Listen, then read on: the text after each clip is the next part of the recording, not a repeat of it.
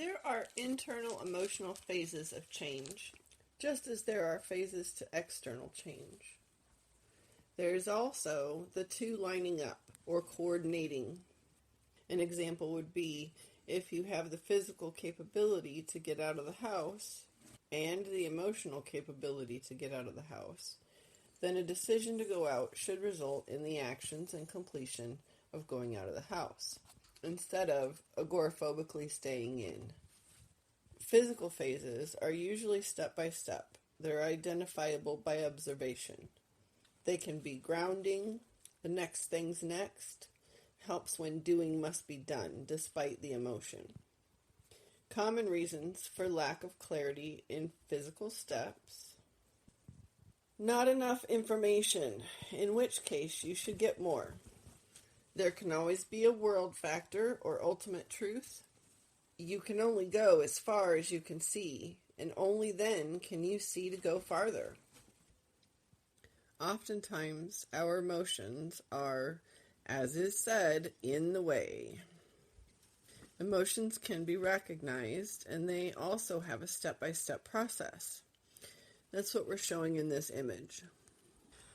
This emotional process is traditionally called the grief process and focused specifically on healing from the loss of a loved one. Now, while death definitely lets you know the grief cycle is pretty accurate, the reality is loss happens with every change, and change is constant. So this isn't only a grief process, but rather the process of all human processing. The big changes, the little changes, your changes, everyone else's changes too. Some cycles are rapid firing of the stages, when the moods are changing by the second. Some say the phases go specifically in order, and loosely they mostly do. Some people say they do happen one at a time, usually because those emotions for those people and situations are very distinct. More often, though, the emotions and these phases or cycles feel like they overlap, compound, blend, and have a few generous stabs. Too much going on and or not enough time to process can lead just as easily to PTSD behavior as actual immensely traumatic situations. We start to sort it all out by recognizing either one emotion, one change, or one part of the cycle.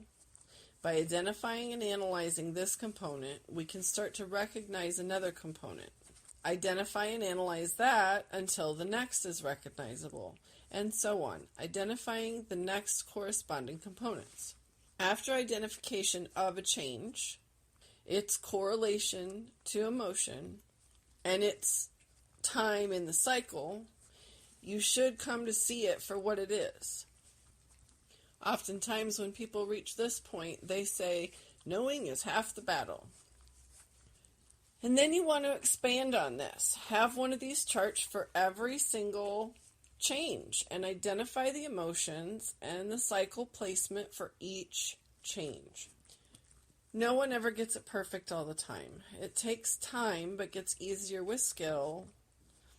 Emotional needs are real. We don't do it alone. Processing together develops empathy for ourselves and each other.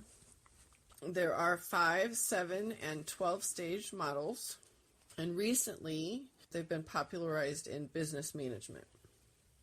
Anxiety, happiness, stability, denial, shock, immobilization, threat, fear, anger, bargaining, despair, hostility, disillusionment, depression, reflection, thoughts of moving forward, testing, acceptance, reconstructing towards the new reality, hope.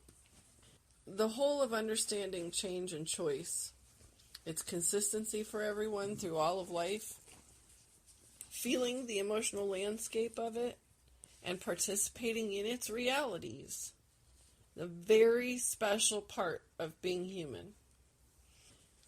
Help in identifying change cycles.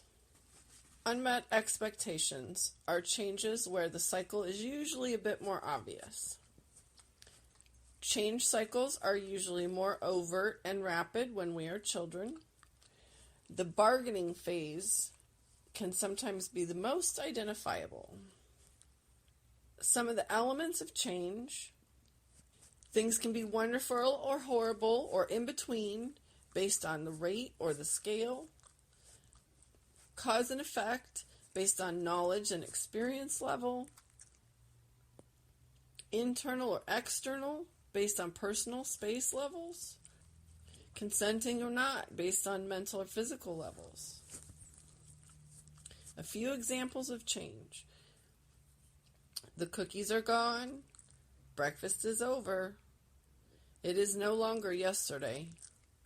Lost youth. Tomorrow is a different day. The commute between places, stubbing your toe, making or not making purchases, and the big stuff: jobs, homes, falling in love.